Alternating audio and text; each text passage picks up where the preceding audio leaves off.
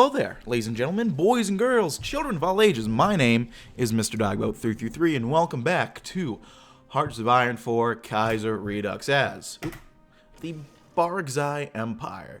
Now, last time on the video, our king was assassinated, probably by this guy. He took charge, and no one was able to overthrow him, so he's just kind of in charge now. And this is what we're looking at right now. Now, we have, I think, about 2 years until we can flip over, from my understanding. So we have some time to start undoing some of this stuff.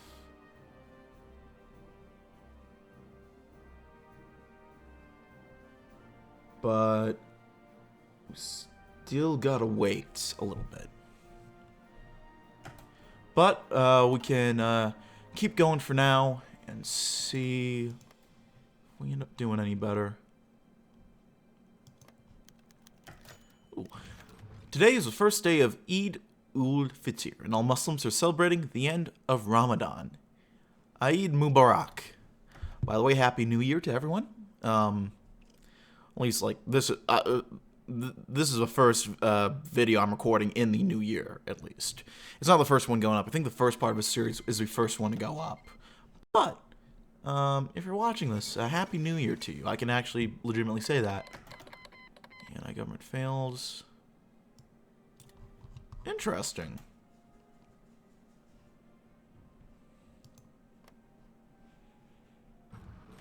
Interesting indeed.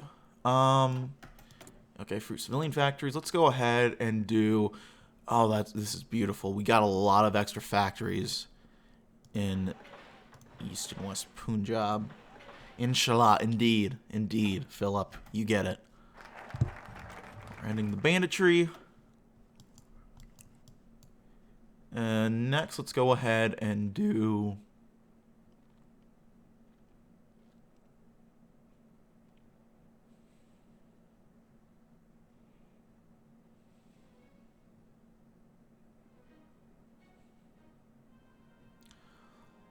Let's reverse secular... I don't want to lose that research speed quite yet. Let's go all in for the commander-in-chief. Most of the army has long rallied behind their old commander-in-chief. However, the reformist officers and soldiers remained hesitant.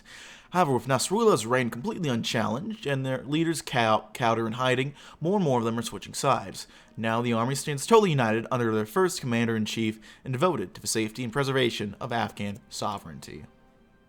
Beautiful. What do we want to get working towards? We could do some... Let's do a generic arms company. Why not?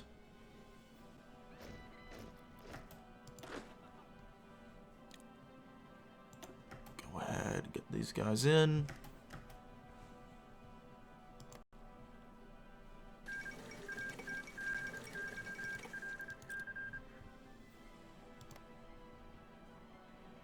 Princely Federation is having a rough go at it looks like. But that's just a skill issue, isn't it? We're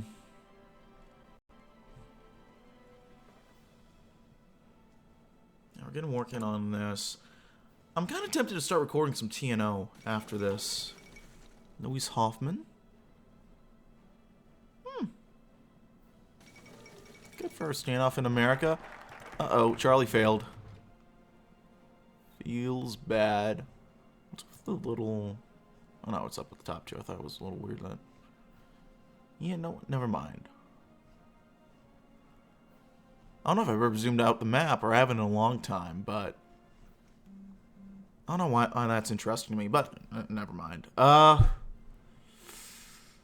make the wild card fold. Nadir Shah's an outlier the candidates for the throne. Having lived in Afghanistan for a few decades, he spent most of his life in exile in India. That made his true loyalty suspect. Until now, he's made no real effort to take the throne, but Nasrullah knows of his true ambition, and the fact that he plans on eventually acting on them. Nasrullah will bring Nadir to the table and get him to give up his claim, and if he doesn't, well, we'll miss one banished exile. You know, one of the TNO devs went to make a mod for CK3. Mod or... Well, no...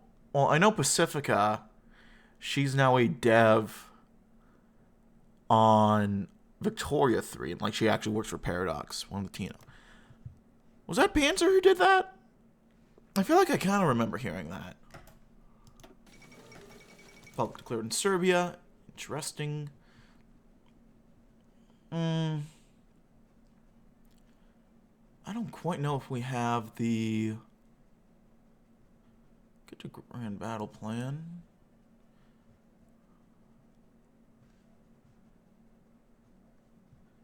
Panzer made a mod for CK3. Go to Hirja or something. Interesting. Do that. That's good. Let's go with the old reliable. Why not? Yeah, go figure. I mean, good for Panzer and all that. You know, I know he stepped away from TNO. But, I mean, he laid the groundwork for TNO, and it is a really cool mod. Dark Fantasy and the World type mods. Panzer has a, step of fantasy likes, doesn't it? You know, fair enough. Fair enough. I respect it.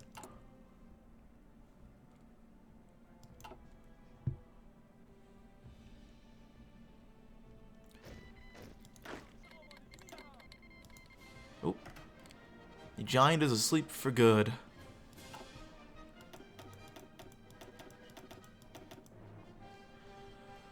I'm trying to figure out where to move my troops. I'm thinking...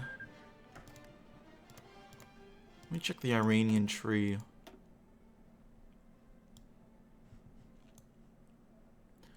This looks very much like the default, though they're doing the Shah tree.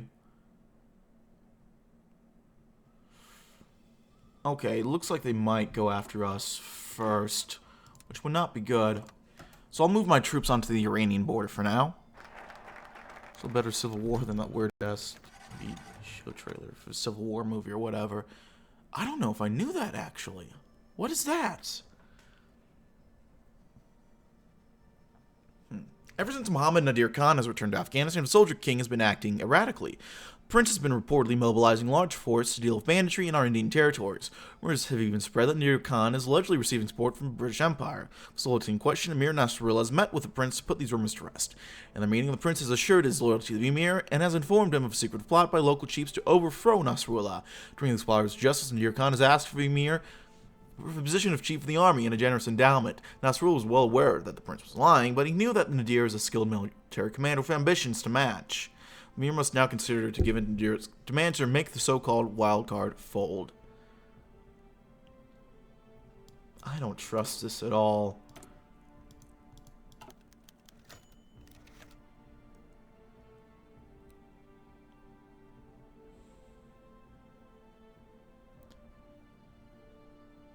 Nadir Shah.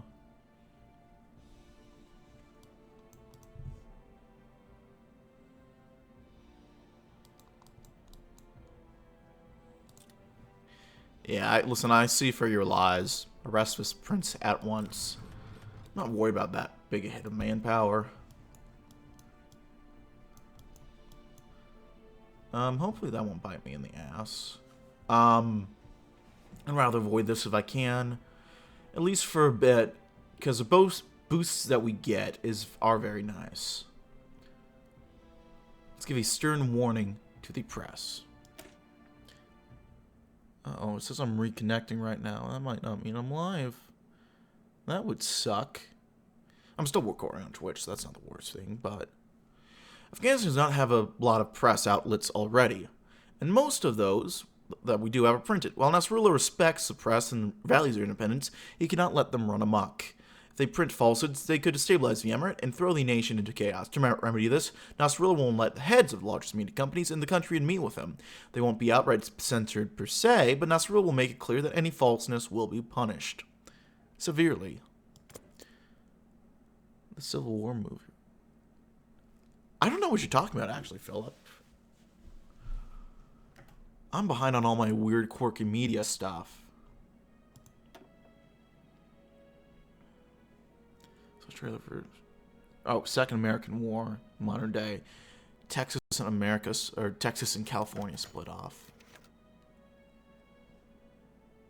Hold on, this is a cool bet. Florida took the South. Okay. Interesting. Common throughout most of the nation, but originating in the northern mountains, bouzbaz is a form of musical marionette puppetry.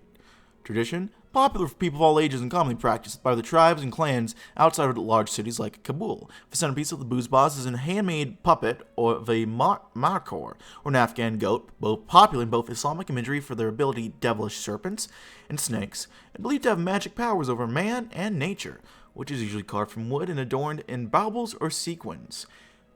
Tying the puppet to a string attached to his wrist, the puppeteer moves the goat in a rhythmic beat as they themselves also play music using a dambora or a dambra, an Afghan string instrument similar to a guitar, balalaika, or a lute, syncing the puppeteer's movement to the music at all time. This multitasking musical stage is possible because the goat puppet is on a platform that has a string connected through a pipe to the instrument, creating a one-man band and play that truly is a sight to behold. Wishing to spread this unique piece of Afghan artistic culture to the rest of the nation, Nasrullah Khan has announced the creation of an entire theater dedicated to bouzbaz performances, now opening in the heart of Kabul, so that all the nation can experience this traditional art form. May this new venue, be the heart of Afghanistan's growing art sector, allowing us to bask in the glories of culture and aesthetic perfection without abandoning tradition or falling to the art of heretical modernity. Today's Sablin's birthday? Holy shit! Nothing like some quality theater. We'll take that extra consumer goods factory. We do not have many factory slots, so I'll take as much as we can get. You know what? Happy birthday to Valery Sibylline, man.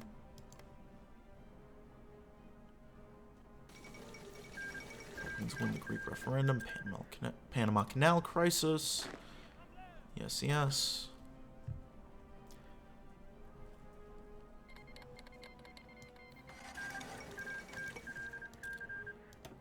1G clique has capitulated.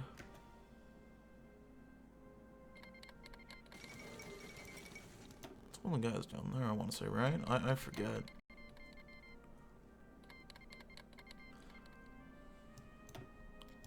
At the left KMT now, so I don't know what's going on there. It has come to Nasrullah's attention that the Free Press has been acting rather antagonistic towards the current regime.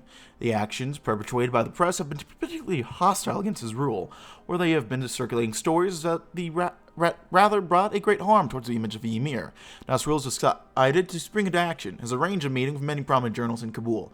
The emir has graciously allowed these publishers to continue their work so long as they cease any sort of articles that even remotely shed a negative light towards the emir and his rule. Otherwise, if these rules are to be breached, the emir will not be as generous. Nasrullah warned them that their publishing houses will be seized, and the only papers they will write are letters from a dungeon in the Arg. Stay in line. What do you mean? Afghanistan is the very heart of the world's industry, so it's true.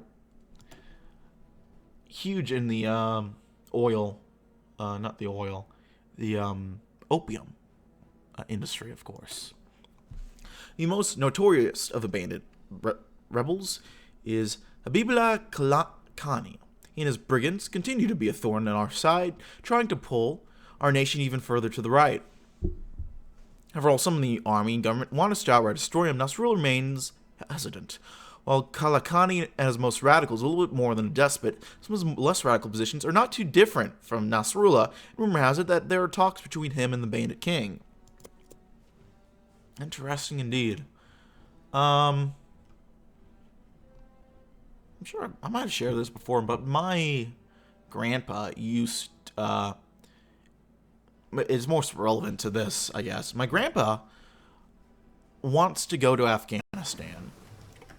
He has really wanted to go to Afghanistan for most of his life, because he's an old school hippie. The Chinese hate him, the British love him. Learn how to make billions off of the drug trade in 3 easy steps, true. Not Iran, I'm looking at Iran. Iran's over here. I was looking at that. Afghanistan used to be like a hippie paradise. It's like the hippie Silk Road or whatever like that. It had like cool hashish. Before the communist revolution, I believe, it was a pretty safe and chill place to go to. And then the Soviets fucked that up. And with American funding, that later resulted in the Americans fucking up by helping the Taliban come into power. And it sucked there for a while. Then it arguably became less shit when the Americans moved in, but we couldn't stay there forever, and now it's back to just being fucking Taliban-istan. So, he kind of, my grandpa sadly missed his opportunity to go to. Although I guess he could try to be a Lord Miles and just go in. But I mean, I don't know if we even know where Lord Miles is right now officially. So,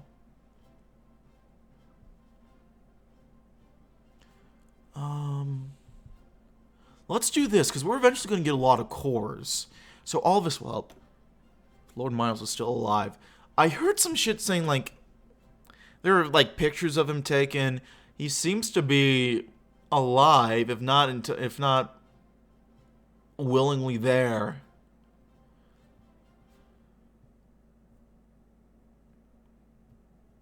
On his own accord.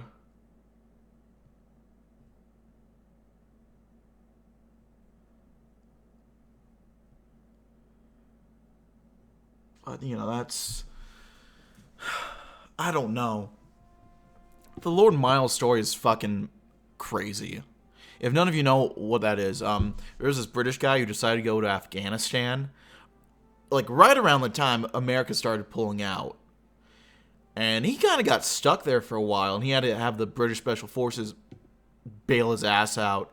And then he went back a couple times, and he, like, started, like, getting, like, Taliban merchandise and selling it. Then he tried to open up, like,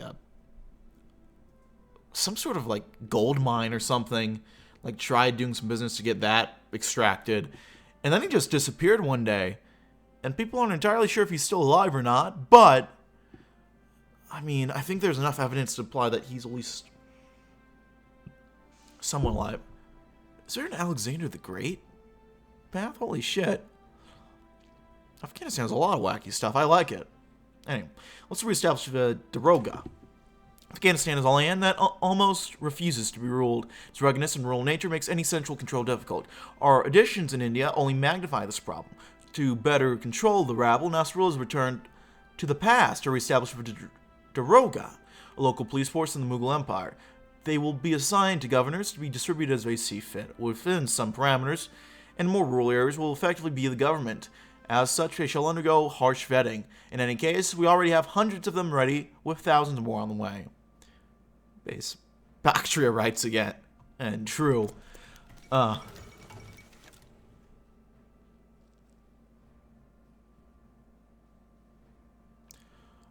don't want more consumer goods factories, what the fuck?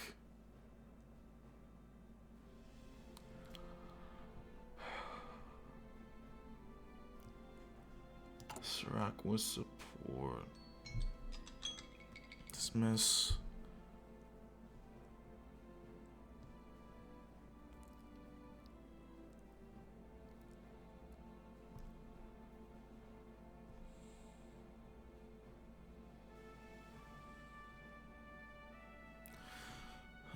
What Imperator Romata is this? True. I'll read this real quick. For years, Habibullah Kalaki and his Sakawists have waged war against the reforms of former Emir. Controlling large portions of eastern Afghanistan and the city of Herat, the Bandit King's influence is almost parallel to that of the Afghan government. To ensure that only one Emir rules over Afghanistan, Nasrullah and his men traveled to the rugged Kohistan mountains to meet the Baka in his fortress. After a long conversation, the Emir discovered that he and the Bandit King share many similar views regarding their Islamic faith and their vision for Afghanistan's future. Impressed by the new Emir, Kalaki has offered to take up arms for the Emir in exchange for a lump sum payment for the Baka and his men. Nasrullah knows that accepting the Brigand King's offer would enrage the elites back in Kabul, whose caravans and villages have been raided by the Baka and his bandits. The Emir also knew that refusing the deal might set off the timid Tajik, and more blood will be shed in countryside. Nasrullah considered giving Kalaki a counteroffer where he would allow the Baka and his men safe passage up north to join Ibrahim Bek and his Mujahideen in Turkestan, effectively putting an end to the reign of the Bandit King. After much deliberation, Emir Nasrullah decided to the Baka. We'll figure out what to do next time. I'm going to leave the YouTube video here, so all of you two people, thank you for watching. Like if you liked, dislike if you didn't, leave me comments, feedback down in the comments below. I read all comments, can appreciate any all feedback you might have for me. Check out my various links down in the description box below. Leaving comments down in the comment section below. And yeah, that's it for now, my friends. My name has been Mr. Dogboat333. I will see you all next time. Thank you for watching, and goodbye.